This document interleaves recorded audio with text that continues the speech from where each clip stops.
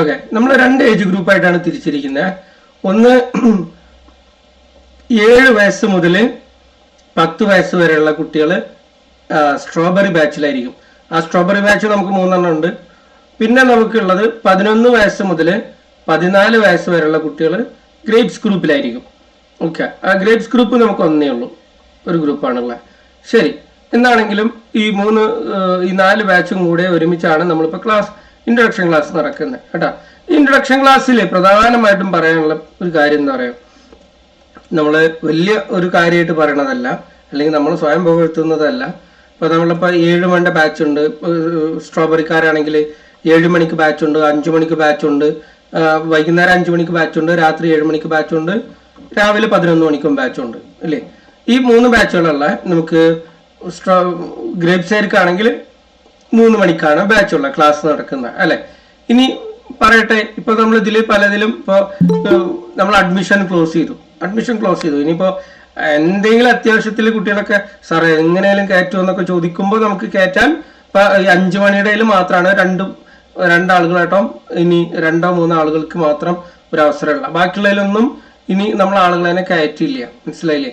ആളുകളെ നമ്മൾ കയറ്റില്ല. ഇനി പറയാനുള്ള ഒരു കാര്യം എന്താണെന്ന് ചോദിച്ചാൽ, നിങ്ങൾക്കിപ്പോൾ ഈ അഡ്മിഷൻ കിട്ടിയ ആളുകളും അഡ്മിഷൻ എടുത്ത ആളുകളോടും പറയുന്നത്, നിങ്ങൾക്ക് ഈ അഡ്മിഷൻ കിട്ടിയത് നിങ്ങൾ പരമാവധി ഉപയോഗപ്പെടുത്തണം. എന്തുകൊണ്ടെന്ന് ചോദിച്ചാൽ, എന്തുകൊണ്ടാണ് നിങ്ങൾ ഈ ക്ലാസ് ഉപയോഗപ്പെടുത്തേണ്ടത് എന്ന് ചോദിച്ചാൽ, ഒരു കാര്യം പറയാം. ഉദാഹരണത്തിന് 7 മണിയുടെ ബാച്ചിന്റെ കാര്യം മാത്രമായിട്ട് പറയുകയാണെങ്കിൽ, ഇപ്പൊ രാത്രി 7 മണിക്ക് വേണ്ടിയിട്ട് ഞാൻ പറഞ്ഞ ഒരു ക്ലാസ്സിൽ നമ്മൾ ഏകദേശം 15ഓളം ആളുകളെ തന്നെ കയറ്റുള്ളൂ. 15 കുട്ടികളെ ഒരു ലൈവ് ക്ലാസ്സിൽ ഉണ്ടാവുള്ളൂ കേട്ടോ. അതിൽ കൂടുതൽ നമ്മൾ ആളുകളെ തന്നെ കയറ്റില്ല.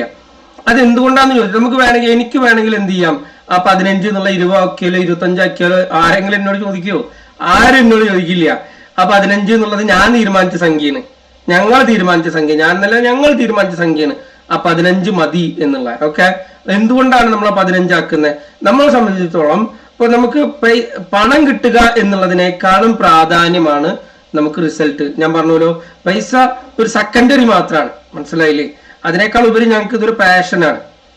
ഈ ചെയ്യുന്നൊരു കാര്യം വളരെ പാഷനായിട്ടാണ് ചെയ്യുന്ന ഒരു പരിപാടിയാണ്. അപ്പൊ അതുകൊണ്ടാണ് 15 ആളുകൾ നമ്മൾ നിർത്തിയത്, മനസ്സിലായില്ലേ? ഇപ്പൊ ഉദാഹരണം ഞാൻ പറയണേ, ഇപ്പൊ 7 മണിയുടെ ബാച്ചിനില്ലേ, 7 മണിന്റെ ബാച്ചിന് ഏകദേശം 7ഓളം ആളുകൾ പേയ്മെന്റ് ഇപ്പൊ അവസാനം ഇപ്പൊ ഇന്നാണെന്ന് തോന്നുന്നു എന്നോട് പറഞ്ഞ, ഇന്ന് 2 ആളുകൾ വന്നിട്ട് 2 ആളുകളുടെ പേയ്മെന്റ് അതായത് ഇപ്പൊ അടക്കാം, പേയ്മെന്റ് അടക്കാം. അത് 3199 രൂപ, അത് 3200 രൂപ ഇപ്പൊ അടക്കാം. ഒരു വീട്ടിൽ നിന്ന് തന്നെ 2 കുട്ടികൾക്ക് ഇപ്പൊ അടക്കാം 7 മണിക്ക് അഡ്മിഷൻ കിട്ടുമെന്ന് ചോദിച്ചിട്ട് വന്ന ആളുകളാണ്, മനസ്സിലായില്ലേ? 7ഓളം ആളുകൾ പേയ്മെന്റ് ഇപ്പൊ അടക്കാമെന്ന് പറഞ്ഞ ആളുകളുണ്ട്. അതിനേക്കാൾ കൂടുതൽ എൻക്വയറീസ് ഉണ്ട്. എൻക്വയറീസ് വേറെ ഉണ്ട്, എൻക്വയറീസിന്റെ കാര്യമല്ല 7 പറയണ, എൻക്വയറീസ് വേറെയുണ്ട്. ഇത് പേയ്മെന്റ് ഇപ്പൊ അടക്കാം അഡ്മിഷൻ കിട്ടുമെന്ന് ചോദിച്ചിട്ടുള്ള ആളുകളാണ് 7ഓളം ആളുകൾ. റൈറ്റ്, എനിക്ക് വേണമെങ്കിൽ ഞാൻ പറഞ്ഞല്ലോ, നിങ്ങളോട് പറഞ്ഞ പോലെ തന്നെ ഈ 15 എന്നുള്ള 20 ആക്കിയാൽ എനിക്ക് സാമ്പത്തികമായിട്ടുള്ള ലാഭമാണ്. എനിക്ക് 5 ആളുകളെ പേയ്മെന്റ് കിട്ടും, മനസ്സിലായില്ലേ? 5 ആളുകൾ 3200 വെച്ചിട്ട് എനിക്ക് പേയ്മെന്റ് തരും, മനസ്സിലായില്ലേ? ആ പേയ്മെന്റ് അല്ല എന്നെ സംബന്ധിച്ചിടത്തോളം, അല്ലെങ്കിൽ ഞങ്ങളെ സംബന്ധിച്ചിടത്തോളം പ്രധാനപ്പെട്ടത്. ഞങ്ങളെ സംബന്ധിച്ചിടത്തോളം ഈ 15 ആളുകളെ നല്ല രീതിയിൽ റിസൾട്ട് ഉണ്ടാക്കാം. അപ്പൊ സ്വാഭാവികമായിട്ടും പിന്നീട് അടുത്ത ബാച്ചുകൾക്ക് ആളുകൾ ഓട്ടോമാറ്റിക്കലി കയറി വരും, മനസ്സിലായില്ലേ? അപ്പൊ ഞാൻ പറഞ്ഞു വരുന്നത് എന്താ വെച്ചാൽ, നിങ്ങൾക്കിപ്പോ ഈ കിട്ടിയ അഡ്മിഷൻ, നിങ്ങൾക്കിപ്പോ കിട്ടിയ ഒരു കാര്യം നല്ല രീതിയിൽ ഉപയോഗപ്പെടുത്തുക എന്നുള്ളതാണ് കേട്ടോ. നല്ല രീതിയിൽ ഉപയോഗപ്പെടുത്തുക. ക്ലാസ്സുകൾ പല ആളുകളും ആഗ്രഹിച്ചിട്ടും കിട്ടാത്തതാണ് പല ആളുകളും അഡ്മിഷൻ എന്നുള്ളത്. അതുകൊണ്ട് ഞാൻ ആദ്യം പറയാം, അഹങ്കാരം കൊണ്ട് പറയണതല്ല, വലിയ ആളാവാൻ വേണ്ടി പറഞ്ഞതല്ല. പലരും ആഗ്രഹിച്ചിട്ടും കിട്ടാത്തതാണ് നിങ്ങളുടെ പല ആളുകളുടെയും അഡ്മിഷൻസ്. അപ്പൊ അതുകൊണ്ട് പറയുന്നതാണ്, നിങ്ങൾ ഒരിക്കലും ക്ലാസ് മിസ്സാക്കരുത്. പറയുന്ന കാര്യങ്ങളൊക്കെ വളരെ വൃത്തിക്ക് വെടുപ്പിന് ചെയ്യാം. ഇനി വേറെ കാര്യം കേട്ടാ, ഈ പല ആളുകളും ചിന്തിക്കുമ്പോ ഈ 7 പേർക്ക് 5 മണിയുടെയും 11 മണിയുടെയും ബാച്ചിൽ കയറിക്കൂടെയെന്ന്. ഓക്കെ, 11 മണിക്ക് ഇനി കയറാൻ പറ്റില്ല, 5 മണിയുടെ ബാച്ചിൽ കയറിക്കൂടെയെന്ന്. 5 മണിക്ക് ഇനിയും 7 ആളുകളും കയറാൻ പറ്റില്ല, 2 ആൾ. അപ്പൊ എന്തുകൊണ്ട് കയറാൻ പറ്റില്ല എന്ന് വെച്ചാൽ, ഈ 7 ആളുകൾ എന്താണെന്ന് വെച്ചാല് ഇവര് ഉദ്യോഗസ്ഥരാ. 7 ആളുകളുടെ പേരൻസും അവർ വർക്ക് ചെയ്യുന്നവരാ. അവര് വീട്ടിൽ രാത്രി എത്തും. അപ്പൊ പേരൻസ് കൂടെ ഇരിക്കണം നിർബന്ധം. അപ്പൊ അതുകൊണ്ട് അവര് രാത്രി മാത്രമേ വീട്ടിലെത്തുള്ളൂ എന്നുള്ളതുകൊണ്ടുള്ള മാത്രം പ്രശ്നമാണ്, മനസ്സിലായില്ലേ? രാത്രി മാത്രമേ അവർ വീട്ടിലെത്തുള്ളൂ. അപ്പൊ അതുകൊണ്ട് മാത്രമാണ് അവർക്ക് 5 മണിക്കും 11 മണിക്കും കയറാൻ പറ്റാത്തത്. അല്ലെങ്കിൽ അവരെപ്പോഴും 5 മണിക്കും 11 മണിക്കും കയറിയിട്ടുണ്ടാവുമായിരുന്നു, മനസ്സിലായില്ലേ? അപ്പൊ പറഞ്ഞു വരുന്ന കാര്യം ഇതാണ്, നിങ്ങൾക്ക് കിട്ടിയ അഡ്മിഷൻ നല്ല രീതിയിൽ നിങ്ങൾ ഉപയോഗപ്പെടുത്തുക എന്നുള്ള കേട്ടോ. ഇനി ഒരു കാര്യം, ഇപ്പോൾ ഇതാണ് പറഞ്ഞ അഡ്മിഷൻ നിങ്ങൾക്ക് കിട്ടിയ നല്ല രീതിയിൽ നിങ്ങൾ ഉപയോഗപ്പെടുത്തുക. അതിന്റെ പ്രധാനപ്പെട്ട കാര്യം നമ്മൾ പറയുന്ന ഒരു കാര്യം നോക്കൂ. നമ്മൾ എവിടെയും നിങ്ങൾ വെറും പോസ്റ്റർ മാത്രമായിട്ടായിരിക്കില്ല നിങ്ങൾ നമ്മൾ പോസ്റ്റ് കണ്ടിട്ടുണ്ടാവുക, അല്ലെങ്കിൽ നമ്മുടെ ക്ലാസ്സിനെ കുറിച്ചിട്ട് നിങ്ങൾ അറിഞ്ഞിട്ടുണ്ടായിരിക്കുക. നമ്മൾ റിസൾട്ട് വെച്ചിട്ട് മാത്രമാണ് നമ്മൾ നമ്മളെ കോഴ്സിനെ നമ്മൾ പ്രൊമോട്ട് ചെയ്യുന്നത്. നിങ്ങൾ എവിടെ നോക്കൂ, നമ്മളെ റിസൾട്ടുകൾ മാത്രമാണ്. ഒന്നെങ്കിൽ പാരന്റ്സ് പറയണത്, അല്ലെങ്കിൽ കുട്ടികൾ അവരെ പെർഫോമൻസ്, പാരന്റ്സിന്റെ അഭിപ്രായം, കുട്ടികളുടെ അവർ ഇംഗ്ലീഷ് സംസാരിക്കുന്നത്, ഇത് മാത്രമായിരിക്കും നമ്മൾ പരസ്യത്തിൽ കൊടുക്കുള്ളൂ. കാരണം നമുക്ക് ദൈവാനുഗ്രഹത്താൽ നമുക്ക് റിസൾട്ട് ഉണ്ടായി. എന്തുകൊണ്ടാണ്? കുട്ടികൾ നല്ല രീതിയിൽ അത് വർക്ക് ചെയ്യുന്നു, പാരന്റ്സ് നല്ല രീതിയിൽ അത് ഇതുവരെയുള്ള പാരന്റ്സ് ഒക്കെ നല്ല രീതിയിൽ കോപ്പറേറ്റ് ചെയ്യുന്നു എന്നുള്ളതുകൊണ്ടാണ്. അപ്പോൾ ഇനിയും ഞാൻ അത് തന്നെയാണ് ആഗ്രഹിക്കുന്നത്. നിങ്ങൾ നല്ല രീതിയിൽ കോപ്പറേറ്റ് ചെയ്യുക, നല്ല രീതിയിൽ തന്നെ ഞാൻ പറയുന്ന കാര്യങ്ങളൊക്കെ വൃത്തിക്ക് ചെയ്യുക കേട്ടാ. കുട്ടികൾക്ക് ഒരിക്കലും ബോറടിക്കില്ല, കുട്ടികൾ ഒരിക്കലും ഭാരം തോന്നില്ല. ആ രീതിയിലാണ് നമ്മൾ ചെയ്യുന്നത് കേട്ടാ. ഇനി വേറെ കാര്യം, ഇപ്പൊ കിൽ 2 birds with 1 stone എന്ന് പറയും. അതായത് ഒരു വെടിക്ക് 2 പക്ഷി എന്ന് പറയില്ലേ, അത് ഇവിടെ ഒരു കാര്യം എന്താന്ന് വെച്ചാലേ, പല പാരന്റ്സും കോഴ്സ് കഴിഞ്ഞതിന് ശേഷം പറയുന്ന ഒരു കാര്യമാണ്. പല വോയിസ് അത് വന്നിട്ടുണ്ട്, ഞാനത് ഷെയർ ചെയ്തിട്ടില്ല. കാരണം നമ്മൾ ഷെയർ ചെയ്യുന്ന വോയിസുകളൊക്കെ ഇല്ലേ, ഷെയർ ചെയ്യുന്ന വോയിസ്, കുട്ടികളുടെ വീഡിയോസ് ഒക്കെ അവരെ പെർമിഷൻ ഇല്ലാതെ നമ്മൾ വിടില്ല. അപ്പോൾ ചില ആളുകൾക്ക് അത് ഷെയർ ചെയ്യാൻ താല്പര്യം ഉണ്ടാവില്ല. അപ്പൊ അതുകൊണ്ട് നമ്മൾ എന്ത് ചെയ്യില്ല, അത് ഷെയർ ചെയ്യില്ല. മനസ്സിലായില്ലേ? ആരുടെ വീഡിയോസും ആരുടെ സ്ക്രീൻ റെക്കോർഡിംഗ് ആയിട്ട് അവരുടെ വോയിസ് ആയിക്കോട്ടെ, നമ്മൾ അവരുടെ പെർമിഷൻ ചോദിക്കാറുണ്ട്. മനസ്സിലായില്ലേ? അവരുടെ പെർമിഷൻ ചോദിക്കും ആദ്യം, ഇത് വിട്ടുകൊണ്ട് കുഴപ്പമില്ലല്ലോ എന്നുള്ള നിലയ്ക്ക് കേട്ടാ. അപ്പൊ ഇനി ഒരു കാര്യം നോക്കൂ, ഇവിടെ പറയണ കാര്യം എന്താ വെച്ചാൽ ചില പാരന്റ്സ് പറയാറുണ്ട് ക്ലാസ് കഴിഞ്ഞിട്ടേ, അതായത് ഞാൻ കുട്ടീനെ പഠിപ്പിക്കായിരുന്നു, പ്രത്യേകിച്ച് ഇവിടെ സ്ട്രോബെറി ബാച്ചിലുള്ള കുട്ടികൾക്ക്. സ്ട്രോബെറി ബാച്ചിൽ നിന്ന് പ്രത്യേകത ഈ ഇതില് ഇപ്പൊ നമ്മുടെ ഗ്രേപ്സിൽ ഇരിക്കുന്ന കുട്ടികളില്ലേ, ഗ്രേപ്സിൽ ഇരിക്കുന്നവര് പാരന്റ്സ് ഇരിക്കൽ നിർബന്ധമില്ല. പക്ഷേ ചില കുട്ടികളുടെ ഞാൻ എന്ത് ചെയ്യുന്നു, ഗ്രേപ്സിലേക്ക് മാറ്റിയിട്ടുണ്ട്. അവര് പ്രായത്തിൽ ചെറുതാണെങ്കിലും അവര് കുഴപ്പമില്ലാതെ ലാംഗ്വേജ് ഉള്ളതുകൊണ്ട് അവരെന്നെ ഗ്രേപ്സിലേക്ക് മാറ്റിയിട്ടുണ്ട്. അപ്പൊ അവരുടെ കൂടെ പാരന്റ്സ് ഇരിക്കുന്നത് നിർബന്ധമാണ്. ഓക്കെ, അവരുടെ കൂടെ പാരന്റ്സ് ഇരിക്കുന്നത് നിർബന്ധമാണ്. പിന്നെ വേറെ കാര്യം, മറ്റുള്ള കുറച്ചൊരു 14 വയസ്സൊക്കെ ഉള്ള ആളാണെങ്കിൽ പാരന്റ്സ് ഇരിക്കണം നിർബന്ധമില്ല. 13 വയസ്സുള്ള ഒരാളാണെങ്കിൽ പാരന്റ്സ് ഇരിക്കണം നിർബന്ധമില്ല, പക്ഷെ ഇരുന്നാൽ നല്ലത്. ഒരു 12 വയസ്സുള്ള ഒരാളാണെങ്കിൽ പാരന്റ്സ് ഇരിക്കണം നിർബന്ധമില്ല, പക്ഷെ ഇരുന്നാൽ നല്ലത്. അതാണ്, അത്രയേ ഉള്ളൂ കേട്ടോ. ഓക്കെ, പക്ഷെ ഇവിടുത്തെ കേസ്, ഇവിടെ പാരന്റ്സ് കൂടെ ഇരിക്കൽ നിർബന്ധം. ഇവിടെ പാരന്റ്സ്, സ്ട്രോബെറിയിൽ പാരന്റ്സ് കൂടെ ഇരിക്കൽ നിർബന്ധം. ഓക്കെ, അതുകൊണ്ടുള്ള ഒരു ഗുണം കൂടെ എന്താണെന്ന് അറിയാൻ പറഞ്ഞില്ല. പാരന്റ്സ് പറയുന്ന ഒരു കാര്യമാണ്, പക്ഷേ കുട്ടിയുടെ കൂടെ ഇരുന്നിട്ട് എനിക്കിപ്പോ ഞാൻ വരുത്തിയിരുന്ന കുറെ മിസ്റ്റേക്ക് എനിക്കിപ്പോ ശരിയായിരുന്നു. അതായത് ഞാൻ വരുത്തിയിരുന്ന കുറെ മിസ്റ്റേക്സ് ആ മിസ്റ്റേക്സ് ഞാൻ വരുത്തുന്നില്ല. മനസ്സിലായില്ലേ? ആ മിസ്റ്റേക്സ് ഞാനിപ്പോ വരുത്തൽ നിർത്തി എന്നർത്ഥം. അപ്പൊ പറഞ്ഞു വരുന്നത് എന്താന്ന് ചോദിച്ചാൽ, നിങ്ങള് കൂടെ ഇരുന്നാൽ നിങ്ങൾക്ക് ഒരൊറ്റ ഫീസിൽ നിങ്ങൾക്ക് കുട്ടിക്കും പഠിക്കാം അമ്മക്കും പഠിക്കാം. ഇനി അമ്മമ്മയാണെങ്കിൽ അമ്മമ്മക്കും പഠിക്കാം. മനസ്സിലായില്ലേ? ഇനി അച്ഛനാണെങ്കിൽ അച്ഛനും പഠിക്കാം. മനസ്സിലായോ? അപ്പോ ശരി, ശ്രദ്ധിക്കാം. ഇനിയിപ്പോ ഇതില് അത്യാവശ്യം അറിയുന്ന പാരന്റ്സും ഉണ്ടാവും. അപ്പൊ അവർക്ക് വേണമെങ്കിൽ അഡ്വാൻസ്ഡ് ആയിട്ടുള്ള കാര്യങ്ങളും ഡൗട്ടുകളൊക്കെ ചോദിക്കാം. ഇനി അടുത്തത്, നമ്മുടെ കോഴ്സിൽ എന്തൊക്കെ കിട്ടും എന്നുള്ളതാണ് പറയുന്നത്. അതായത് സ്ട്രോബെറിയിലാണെങ്കിലും ഗ്രേപ്സിലാണെങ്കിലും നിങ്ങൾക്ക് എന്തൊക്കെയാണ് കിട്ടുക എന്നുള്ളതാണ് പറയുന്നത്. കോഴ്സിലാണ് ഇതിൽ നമ്മൾ പ്രധാനമായിട്ടും ഉൾക്കൊള്ളിക്കുന്നത് എന്താന്ന് ചോദിച്ചാൽ, കുട്ടികൾക്ക് അവരുടെ ഡെയിലി ലൈഫിൽ, ഞാനത് എല്ലാതെ നമ്മുടെ സിലബസ് ഇവിടെ ഞാൻ ഉദ്ദേശിക്കുന്ന പ്ലാൻ കംപ്ലീറ്റ് ഇവിടെ പറയാൻ ഉദ്ദേശിക്കുന്നില്ല. എന്താണ് അതിന് മൊത്തത്തിലുള്ള കാര്യം പറയാം.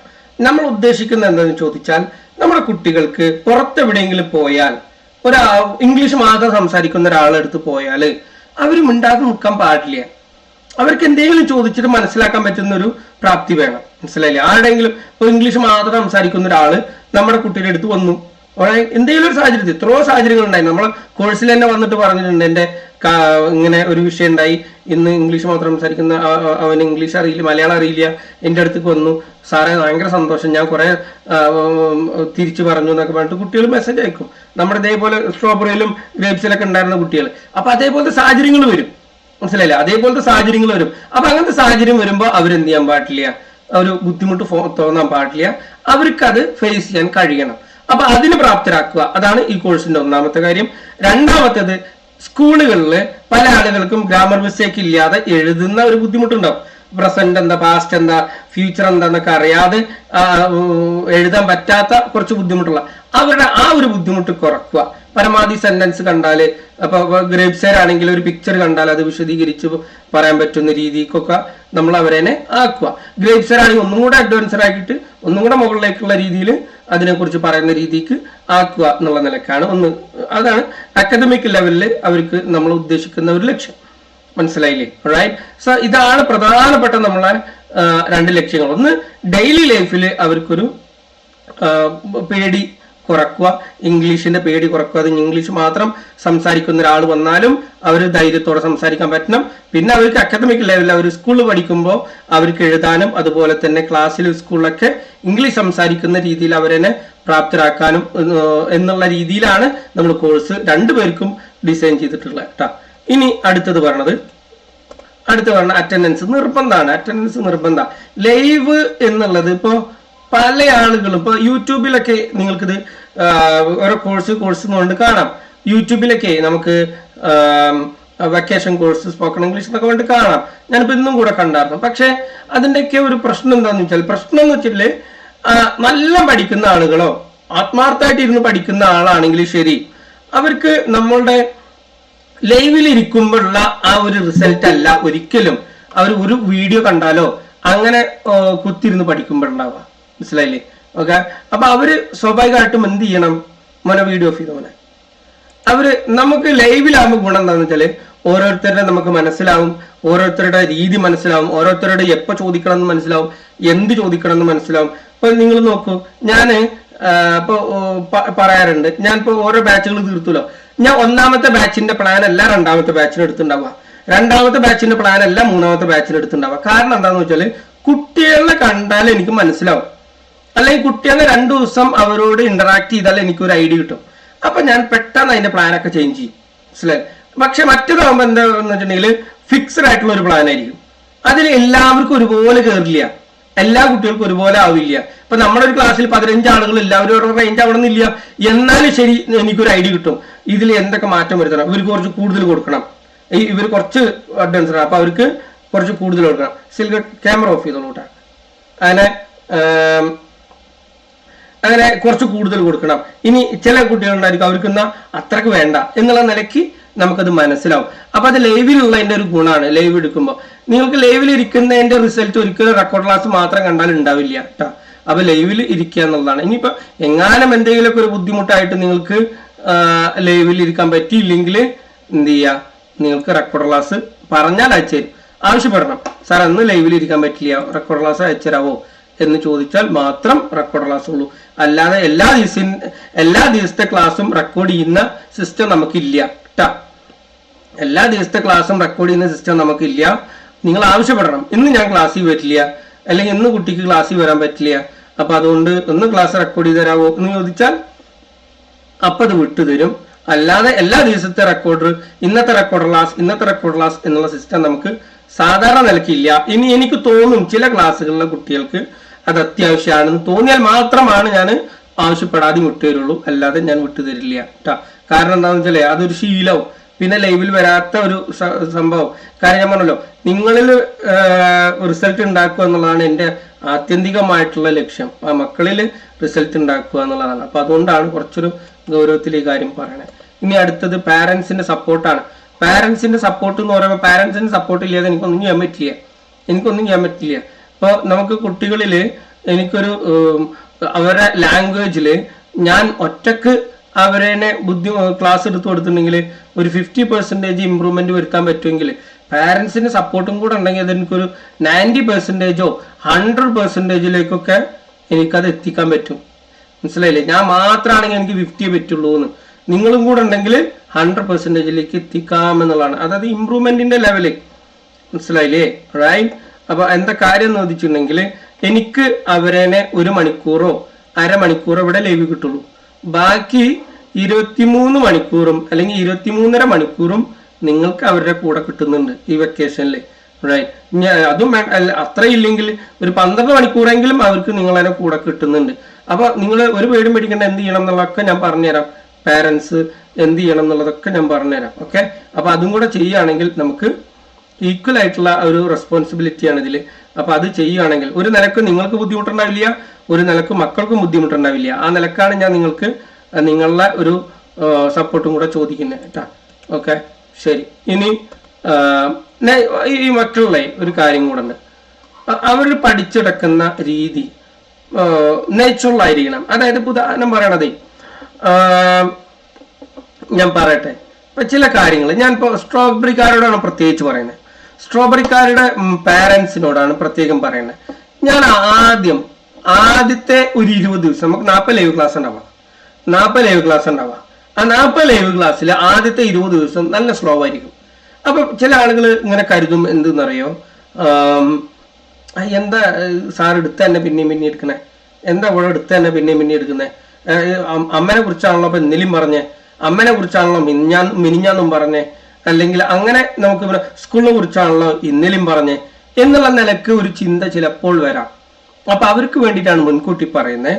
ഞാൻ അത് ചെയ്യുന്നത് ഒരു പ്രത്യേക പേർപ്പസോടെയാണ്, അല്ലാതെ വെറുതെ എന്തെങ്കിലും ചെയ്യല്ല. മനസ്സിലായില്ലേ? പ്രത്യേകം പ്ലാനിങ്ങോടെയാണ്. അവരെ ഇൻഡയറക്റ്റ് ആയിട്ട് അവർ പഠിക്കാത്ത, അതായത് ഉദാഹരണം മക്കളുടെ അടുത്ത് പോയിട്ട് നമുക്ക് എന്ത് ചെയ്യാൻ പറ്റില്ല. മക്കളുടെ അടുത്ത് പോയിട്ട് മക്കളെ നമ്മളൊന്ന് പ്രസന്റ് പെർഫെക്റ്റ് പഠിക്കാൻ പോവാണ് എന്ന് പറഞ്ഞാൽ അത് കേട്ട ഉടനെ അവർ ഉറങ്ങാൻ തുടങ്ങും. മനസ്സിലായില്ലേ? അവർക്ക് ഇഷ്ടമല്ല, അവർ മക്കളെ അങ്ങനെ പഠിക്കില്ല. മനസ്സിലായില്ലേ? നമ്മളൊന്ന് പ്രസന്റ് പെർഫെക്റ്റ് കണ്ടിന്യൂസ് പഠിക്കാൻ പോവാണ്, നമ്മളൊന്ന് സിമ്പിൾ പാസ്റ്റ് പഠിക്കാൻ പോവാണ് എന്നൊന്നും മക്കളോട് പറയാൻ പറ്റില്ല. അവർക്ക് എന്താ ചെയ്യാൻ പറ്റുള്ളൂ? നമ്മൾക്കത് ഇൻഡയറക്റ്റ് ആയിട്ട് അവരതിനെ ആ സാധനങ്ങളൊക്കെ അവരെ മനസ്സിൽ ഇടാനേ പറ്റുള്ളൂ. അതാണ് നമ്മൾ ചെയ്യുന്നത് കേട്ടാ. സിമ്പിൾ പാസ്റ്റും സിമ്പിൾ പ്രസന്റും പ്രസന്റ് കണ്ടിന്യൂസ്, സിമ്പിൾ ഫ്യൂച്ചറും പ്രസന്റ് പെർഫെക്റ്റും പ്രസന്റ് പെർഫെക്റ്റ് കണ്ടിന്യൂസ് ഒക്കെ അവർ പഠിക്കും. പക്ഷെ ഇതൊന്നും അവരറിയില്ല. എന്തിനവരറിയുന്ന സംസാരിക്കുമ്പോ ഞാനിപ്പോ പറഞ്ഞ സാധനം പ്രസന്റ് പെർഫെക്റ്റ് ആണ്, ഞാനിപ്പോ പറഞ്ഞ സാധനം സിമ്പിൾ പാസ്റ്റ് ആണ് എന്നല്ല അവരറിയേണ്ടത്. ഞാൻ ഈ സാധനം ഞങ്ങൾ എവിടെ ഉപയോഗിക്കുക അതാണ് അറിയേണ്ടത്. അവർക്ക് അറിയേണ്ടത് ഇന്ന സിറ്റുവേഷനിൽ ഞാൻ ഇതാണ് ചെയ്യേണ്ടത്, ഇന്ന സിറ്റുവേഷനിൽ ഇതാണ്. അതറിയാതെ അവരുടെ ഉള്ളിൽ നിന്ന് വരണം. അതാണ് നമ്മൾ ചെയ്യുന്നത് കേട്ടോ. റൈറ്റ്? നമ്മൾ ഒരിക്കലും ഗ്രാമർ എന്ന് വെച്ചിട്ടൊരു സാധനം അവരെ പഠിപ്പിക്കില്ല. ഓക്കെ, ഗ്രാമർ പഠിപ്പിക്കുന്നില്ല, പക്ഷെ ഗ്രാമർ അതിൽ ഉണ്ടാവും. പക്ഷെ അവർക്ക് അറിയില്ല അവർ പഠിക്കുന്ന ഗ്രാമറാണെന്ന് അവർക്ക് അറിയില്ല. ആ രീതിയിൽ അവരെ ബുദ്ധിമുട്ടിക്കാത്ത രീതിയിലാണ് നമ്മളെ ക്ലാസ് ഉണ്ടാവുക കേട്ടോ. അപ്പൊ അതൊന്ന് പറഞ്ഞതാണ്. പിന്നെ ഞാൻ പറഞ്ഞല്ലോ, മക്കളെങ്ങനെ മക്കളെങ്ങനെ മലയാളം പഠിച്ചേ കേട്ടിട്ടാണ്. പല ആളുകളും എന്നോട് ചോദിക്കാറുണ്ട്, സാർ 1-on-1 കിട്ടോ, ഫീസ് എത്ര വേണമെങ്കിലും തരാന്നൊക്കെ പറഞ്ഞിട്ട്. ഇപ്രാവശ്യം പോലും വന്നിട്ടുണ്ടായിരുന്നു 1-on-1, അതായത് ഒറ്റയ്ക്ക് ഫീസ് കൂട്ടിയാലും കുഴപ്പമില്ല, ഞാൻ 1-on-1 ഒന്ന് തരാമോ, അത് ഒറ്റയ്ക്ക് ഒരു കുട്ടിക്ക് ഒരു സമയം. അപ്പൊ ഞാൻ പറഞ്ഞു, ഇത്രയും പഠിപ്പിച്ച ഒരു പരിചയം കൊണ്ട് ഞാൻ പറയാണ്, 1-on-1 അല്ല നല്ലത്, ഗ്രൂപ്പ് തന്നെയാണ് നല്ലത് കേട്ടോ. 1-on-1 അല്ല, മക്കൾക്ക് ഏറ്റവും നല്ലത് 1-on-1 അല്ല, ഗ്രൂപ്പാണ്. എക്സ്പീരിയൻസ് കൊണ്ട് പറയാണ്, 1-on-1 അല്ല, ഗ്രൂപ്പാ. എന്താ കാര്യം എന്ന് പറയാം. ഇപ്പൊ ഒരു കുട്ടീനോട് ഞാൻ അങ്ങനെ സംസാരിക്കുകയാണ്, അവൻ ഇങ്ങനെ മിസ്റ്റേക്സ് ഇങ്ങനെ വരുത്തിക്കൊണ്ടിരിക്കുകയാണ്. അപ്പൊ ഞാൻ അവനെങ്ങനെ പിന്നെയും ഇങ്ങനെ തിരിച്ചുകൊണ്ടിരിക്കുക, ഇടക്കിടക്ക് ഓരോ തിരുത്തൽ ഇങ്ങനെ വരുത്തിക്കൊണ്ടിരിക്കുക. അപ്പൊ എന്താ സംഭവം എന്ന് വെച്ചിട്ടുണ്ടെങ്കിൽ, ഇവന് കൂടുതലായിട്ട് അവനെങ്ങനെ തിരുത്തിക്കൊണ്ട്, നമുക്ക് പരിധിക്കപ്പുറത്തേക്ക് കുട്ടികളെ ഇങ്ങനെ തിരുത്തിയാല് അവർക്ക് മൂഷിക്കും, പെട്ടെന്ന് ബോറടിക്കും, അവരത് വെറുത്തു. മനസ്സിലായില്ലേ? ഓക്കെ, ഇമ്പ്രൂവ്മെന്റ് കുറയും. നേരെ മറിച്ച് ഗ്രൂപ്പ് ആകുമ്പോൾ എന്താ ഗുണം എന്നറിയാം. ഒരു കുട്ടി സംസാരിച്ചുകൊണ്ടിരിക്കുക, ആ കുട്ടി പറഞ്ഞു, അപ്പൊ മോനെ അങ്ങനെയല്ല കേട്ടാ, മോനെ ഇങ്ങനെ പറഞ്ഞു കേട്ടാ, ഓക്കെ ഇത് കുഴപ്പമില്ല, ഇങ്ങനെ പറഞ്ഞു എന്ന് പറയും. ഇത് ബാക്കിയുള്ള 14 ആൾക്കാരും കേൾക്കുവാണ്. ശരിക്കും ഞാൻ ഇപ്പൊ പറഞ്ഞ കുട്ടിയോട് മാത്രമല്ല പറയണേ, ബാക്കി 14 ആൾക്കാരും കേൾക്കുക. ഈ 14 ആൾക്കാരെ പാരന്റ്സും കേൾക്കുവാണ്. ശ്രദ്ധിച്ചില്ല? അപ്പൊ ഇത് കേൾക്കുമ്പോ പാരന്റ്സിനും മനസ്സിലാവും ഇത് ആ കുട്ടി പറഞ്ഞ തെറ്റാണ്. അപ്പൊ പാരന്റ്സ് മറ്റവരോട് എന്ത് ചെയ്യും, മോന്റെ അവസരം വരുമ്പോ മോനെ ഇങ്ങനെ പറയണ്ടട്ടാ, ഇങ്ങനെ പറഞ്ഞോട്ടാ. അപ്പൊ എന്താ ഗുണം എന്നറിയോ? ഞാൻ പിന്നെ അടുത്ത ആളിലേക്ക് പോകുമ്പോ ആ മിസ്റ്റേക്ക് പരമാവധി കുറഞ്ഞിട്ടുണ്ടാവും. കാരണം അപ്പോഴേക്കും പാരന്റ്സ് അത് തിരുത്തി കൊടുത്തിട്ടുണ്ടാവും. ഓൾറൈറ്റ്? അപ്പൊ എന്താ ഗുണം എന്ന് വെച്ചിട്ടുണ്ടെങ്കിൽ, ഇങ്ങനെ ഒരു 2 ആൾക്കാരെ കഴിയുമ്പോൾ 4 ആൾക്കാരെ കഴിയുമ്പോഴേക്കും ഇങ്ങനെ ഒരു 5-6 മിസ്റ്റേക്സ് അങ്ങനെ തിരുത്തി കൊടുക്കുമ്പോഴേക്കും എല്ലാവർക്കും ആ സാധനം കിട്ടും. പറയുമ്പോഴോ ഒരു കുട്ടീനോട് ഒരൊറ്റ തവണ ഞാൻ തിരുത്തിയിട്ടുണ്ടാവുള്ളൂ. മനസ്സിലായോ? ആകെ 15 ആൾക്കാരുണ്ടെങ്കിൽ ഒരു കുട്ടീനെ ഒരു തവണ ഞാൻ തിരുത്തിയിട്ടുണ്ടാവുള്ളൂ. ഓക്കെ, അപ്പൊ എന്താ ഗുണം? ആ കുട്ടിക്ക് വലിയ ബുദ്ധിമുട്ടുണ്ടാവില്ല. ഓക്കെ, കുറെ ഒരു 2-3 സെന്റൻസ് പറഞ്ഞാല് ഒറ്റ തവണ മാത്രം തിരുത്തിയാ എന്താ കുഴപ്പമില്ല. പക്ഷെ ഞാൻ 5 സെന്റൻസ് പറഞ്ഞാല് 5 തവണ അവൻ ഇങ്ങനെ തിരുത്തിക്കൊണ്ടിരിക്കുകയാണെങ്കിൽ അത് ബുദ്ധിമുട്ടായിട്ട് തോന്നും. മനസ്സിലായില്ലേ കുട്ടികൾക്ക്? അപ്പോ അതുകൊണ്ടാണ് ഗ്രൂപ്പാണ് ഏറ്റവും നല്ലതെന്ന് പറയണേ. ഓക്കെ, ശരി. അപ്പോ പിന്നെ വേറെ കാര്യം, മക്കളെ എങ്ങനെ മലയാളം പഠിച്ചേ? അവർ കേട്ടിട്ടാണ്, മിസ്റ്റേക്സ് വരുത്തിയിട്ടാ. മിസ്റ്റേക്സ് ഇവിടെ പരമാവധി വരുന്നത്. ഞാനിപ്പോ തിരുത്തുന്ന കാര്യം തന്നെ പറഞ്ഞത് എപ്പോഴാണെന്നറിയോ? അതൊക്കെ ഒരു സ്റ്റേജ് കഴിഞ്ഞതിന്റെ ശേഷം. അത് തുടക്കത്തിലൊന്നും ഇങ്ങനെ വല്ലാതെ അവരെ ബുദ്ധിമുട്ടിക്കില്ല, മനസ്സിലായില്ലേ? വളരെ ക്രൂഷ്യൽ ആയിട്ടുള്ള കാര്യങ്ങൾ വരുമ്പോൾ മാത്രമാണ് തുടക്കത്തിലൊക്കെ തിരുത്തുള്ളൂ. അല്ലാത്തതൊക്കെ ഇങ്ങനെ അങ്ങനെ ഇങ്ങനെ വിട്ട് കളയുള്ളൂ, മനസ്സിലായില്ലേ? അങ്ങനെ വേറെ രീതിയിൽ അവരെ തിരുത്താത്ത രീതിയിൽ ഞാൻ അങ്ങനെ പറഞ്ഞു കൊടുക്കും. അവരെ മാനസികമായിട്ട് വിഷമിപ്പിക്കാത്ത രീതിയിൽ പൊതുവേ പറയാന്നുള്ള നിലക്ക് ഞാൻ പറഞ്ഞു വിടും. കാരണം മക്കളുടെ മനസ്സ് വിഷമിക്കാൻ പാടില്ല, അപ്പൊ അവർക്ക് പഠിക്കാൻ പറ്റില്ല പിന്നെ, മനസ്സിലായില്ലേ? അപ്പോൾ അവരുടെ മനസ്സ് പരമാവധി വേദനിപ്പിക്കാതെ, പരമാവധി എന്നല്ല, മനസ്സ് അവർ വേദനിപ്പിക്കില്ല, അവരെ മനസ്സ് വേദനിപ്പിക്കാത്ത രീതിയിൽ ഞാനിങ്ങനെ പറഞ്ഞ് തിരുത്തി വിടും. പിന്നെ ഒരു സ്റ്റേജ് കഴിയും, മനസ്സിലായില്ലേ? ഒരു സ്റ്റേജ് കഴിഞ്ഞാൽ പിന്നെ അവരോട് തിരിച്ച് അവർക്ക് പ്രശ്നമേ ഉണ്ടാവില്ല. കാരണം ഞങ്ങൾ നല്ല ബോണ്ട് ആയിട്ടുണ്ടാവും. നല്ല ബോണ്ട് വന്നിട്ടുണ്ടതിന് ശേഷം പിന്നെ ഞങ്ങൾ മോനെ എങ്ങനെ പറഞ്ഞാൽ മതി ഇട്ടാന്ന് പറയുമ്പോൾ ഓക്കെ സാർ സെറ്റ് ഇങ്ങോട്ട് തന്നെ പറയും, റൈറ്റ്, മനസ്സിലായില്ലേ? അപ്പോഴേ നമുക്ക് ആ ഒരു ഇതൊക്കെ വരും. അപ്പോൾ പിന്നെ അത് മാത്രമല്ല, കുട്ടികൾ ചെറുപ്പത്തിൽ എങ്ങനെ അവർ ലാംഗ്വേജ് പഠിച്ചേ? കേട്ട് മിസ്റ്റേക്സ് വരുത്തിയാണ്. അതേ സംഭവം തന്നെ നമ്മൾ ഇവിടെയും ചെയ്യാം കേട്ടോ. ഓക്കെ, ഇനി നോട്ടിന്റെ കേസാണ്. ലൈവ് ക്ലാസ് നടന്നുകൊണ്ടിരിക്കുമ്പോ നോട്ട് എഴുതരുത് കേട്ടാ. ലൈവ് ക്ലാസ് ഇരുന്നുകൊണ്ടിരിക്കുമ്പോ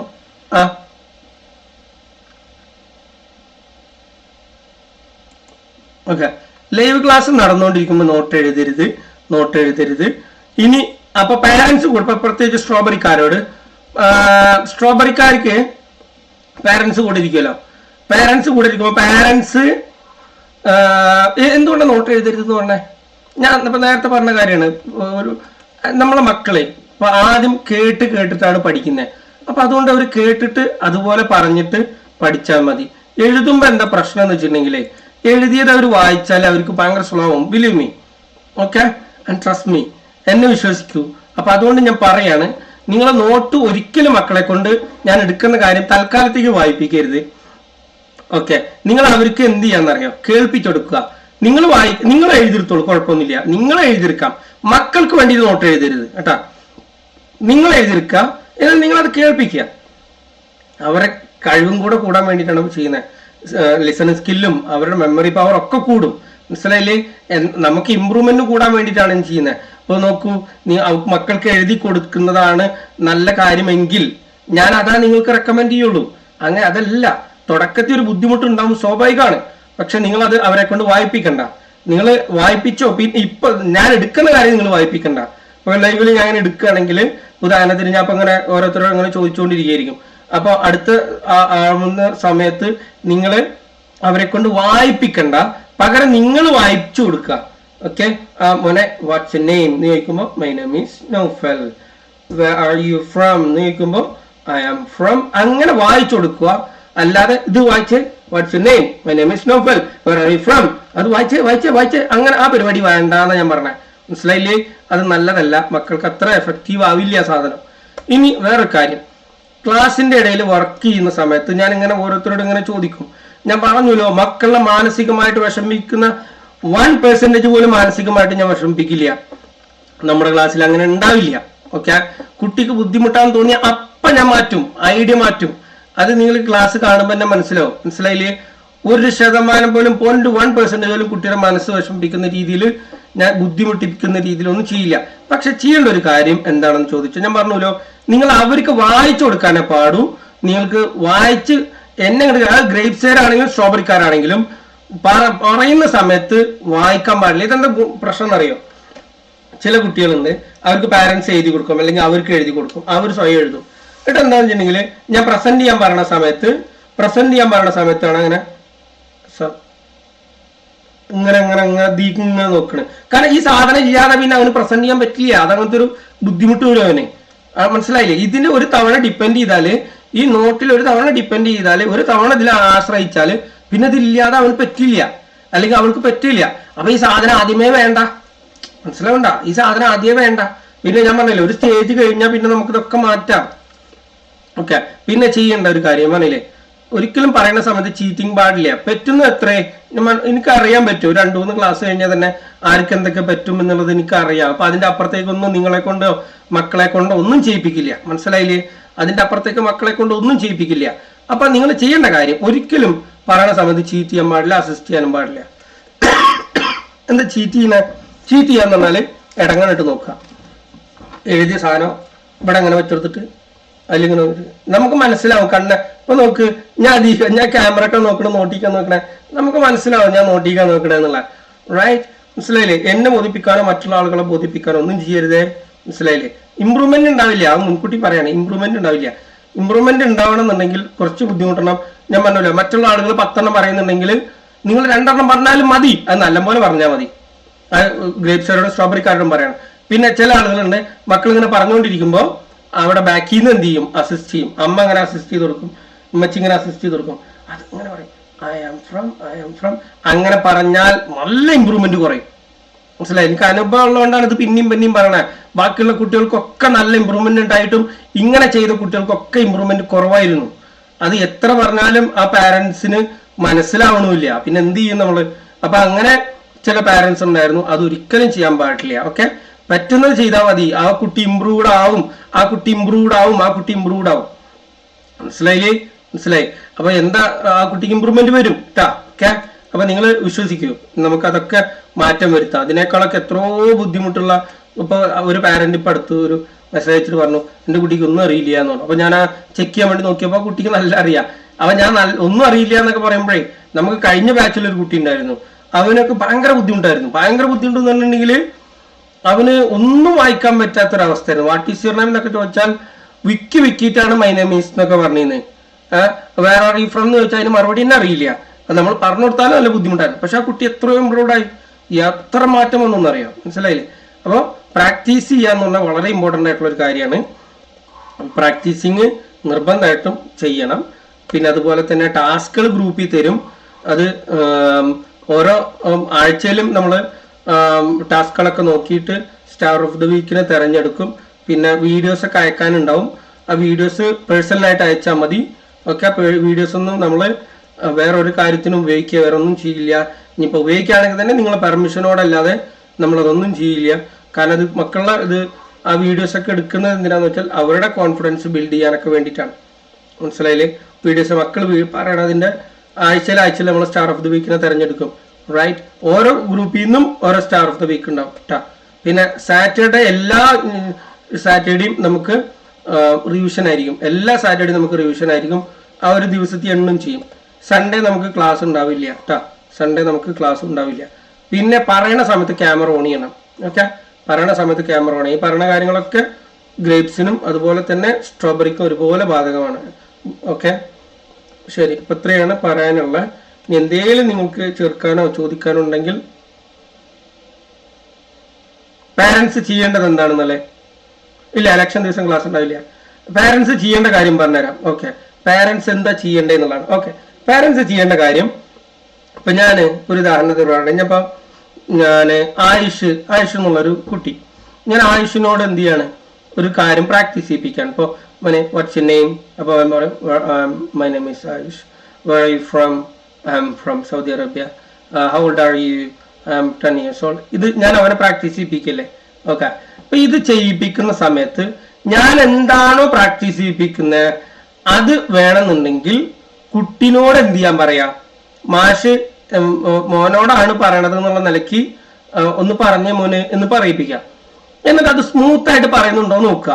സ്മൂത്ത് ആയിട്ട് ചെയ്യുന്നുണ്ടെങ്കിൽ നിങ്ങളൊന്നും ചെയ്യണ്ട, നിങ്ങളെ മോന്റെ അവസരം വരുന്നവരെ കാത്തിരുന്നാൽ മതി. മോളോ അവസരം വരുന്നവരെ കാത്തിരുന്നാൽ മതി. അല്ല, ചെറിയ മിസ്റ്റേക്സ് വരുത്തുന്നുണ്ടെങ്കിൽ നിങ്ങൾ എന്ത് ചെയ്യുക, അതൊന്നും ഇങ്ങനെ ശരിയാക്കി കൊടുക്കുക. അങ്ങനെ പറഞ്ഞു. ദേഷ്യം പിടിക്കരുതേ, പാരന്റ്സ് ഒരിക്കലും ദേഷ്യം പിടിക്കരുത്, പിച്ചൊന്നും ചെയ്യരുത്. എന്താണോ കുട്ടികൾ പറഞ്ഞ കേട്ടില്ലെന്ന് വെച്ചിട്ട് അവരൊക്കെ എത്ര നന്നായിട്ട് പറയുന്നുണ്ട്, ആ സാധനം പാടില്ല കേട്ടാ. എല്ലാ കുട്ടികളും ഒരുപോലെയല്ല.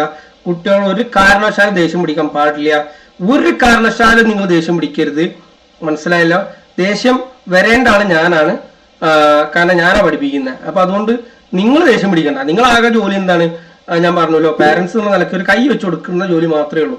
ഓക്കെ, ടീച്ചിങ് ഞാനാ ചെയ്യുന്നത്. അപ്പൊ അതുകൊണ്ട് ഒരു കാരണവശാലും അത് കുട്ടികൾ വെറുത്തും പഠിക്കുന്നത്. ഓക്കെ, അങ്ങനെ ചെയ്യരുത് ആരാണെങ്കിലും. അപ്പൊ നിങ്ങൾ അങ്ങനെ ചെയ്യുന്നല്ല പറഞ്ഞേ, ചെയ്യരുത് എന്നുള്ള പറഞ്ഞത് കേട്ടോ. പാരന്റ്സ് ഞാൻ ഇപ്പൊ അങ്ങനെ പ്രാക്ടീസ് ചെയ്യിപ്പിക്കുമ്പോൾ ഞാൻ പറഞ്ഞില്ലേ, നിങ്ങൾ മക്കളെ മറ്റുള്ളവരെ പ്രാക്ടീസ് ചെയ്യിപ്പിക്കുന്ന സമയത്ത് നിങ്ങളെ മകളോ മകനോ നല്ലപോലെ പറയുന്നുണ്ടോ എന്ന് നോക്കുക. പറയുന്നില്ലെങ്കിൽ നല്ലപോലെ ട്രൈ ചെയ്യാൻ പറയാം. പിന്നെ എന്നിട്ടും ട്രൈ ചെയ്യുന്നില്ലെങ്കിൽ തെറ്റിങ്ങനെ വരുത്തിക്കൊണ്ടിരിക്കുകയാണെങ്കിൽ നിങ്ങൾക്ക് ദേഷ്യം വരുന്നുണ്ടെങ്കിൽ നിർത്തുക. അവന്റെ അവസരം വന്നാൽ അവളുടെ അവസരം വന്നാൽ ഞാൻ ശരിയാക്കി കൊടുത്തോണ്ട്, മനസ്സിലായില്ലേ, ഞാൻ ശരിയാക്കി കൊടുത്തോണ്ട്. അപ്പൊ ഇതിനെ കുറെ കഴിഞ്ഞാൽ പിന്നെ നിങ്ങൾക്ക് ഐഡിയ വരും എന്താ ചെയ്യേണ്ടതെന്നുള്ള. ഒരു 3-4 ക്ലാസ് കഴിയുമ്പോൾ നിങ്ങൾക്ക് ഐഡിയ വരും എൻ്റെ ഡ്യൂട്ടി എന്താണെന്നുള്ള പാരൻസിന്റെ.